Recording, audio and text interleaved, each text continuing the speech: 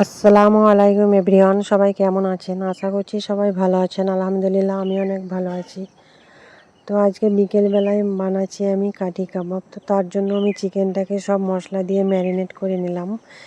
চিকেনে দিলাম আদা রসুন বাটা, তারপরে লঙ্কা গুঁড়ো, জিরে, ধনে, হলুদ, লবণ সব কিছুই দিলাম, গরম মশলা,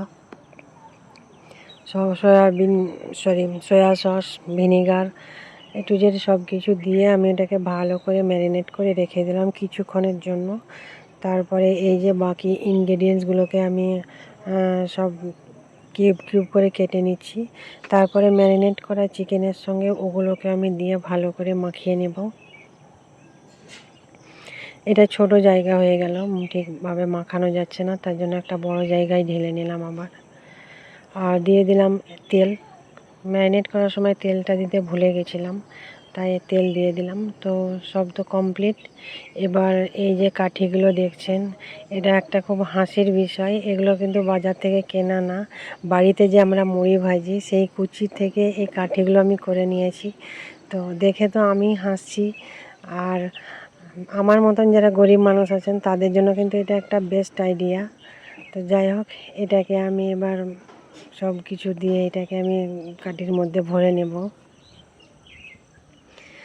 আর আমার এই ব্যাপারটা দেখে অন্যরা হাসবে কি, আমি তো একদম হেসে মরে যাচ্ছি। সত্যি খুব হাসির বিষয় হলে আমি না হেসে তো থাকতেই পারি না, সে যাই হোক না কেন। দেখেন সব কিছুকে আমি ভালো করে একটা একটা করে আমি সব কিছু কাঠির মধ্যে নিয়ে নিচ্ছি। ক্যাপসিকাম দিলাম, পেঁয়াজ, তারপরে চিকেন, আবার পেঁয়াজ, ক্যাপসিকাম, চিকেন, টমেটো, এইভাবে আমি বেশ ভালো করে সবগুলোকে আমি সাজিয়ে নিলাম। আর দেখতে কতটা সুন্দর লাগছে, মনে হচ্ছে না কিন্তু যে কাঠিগুলো বাজার থেকে কেনা না, বাড়ির। তো একটা হয়ে গেছে, কতটা সুন্দর লাগছে দেখুন,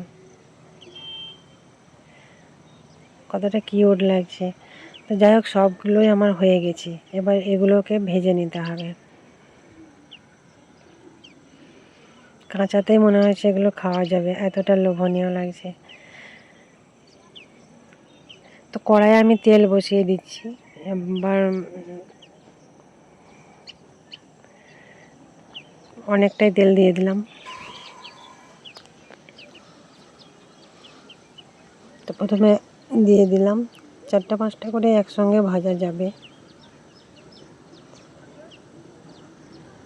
একদম লো ফ্লেমে এটাকে ভাজতে হবে, বেশি দিলে হবে না, কারণ গ্যাসের ফ্লেমটা বেশি বাড়িয়ে দিলে পরে খুব ভালো হবে না, একদম পুড়ে যাবে আর টেস্ট ভালো হবে না। তো এক সাইড হয়ে গেছিলো, আমি আবার আরেকটা সাইড দিয়ে দিলাম, আর একদম উল্টে পাল্টে এগুলোকে নিয়ে নিয়েছি। দেখেন কতটা সুন্দর হয়েছে। এবার বাকিগুলোকেও সেম একইভাবে আমি ভেজে নেব।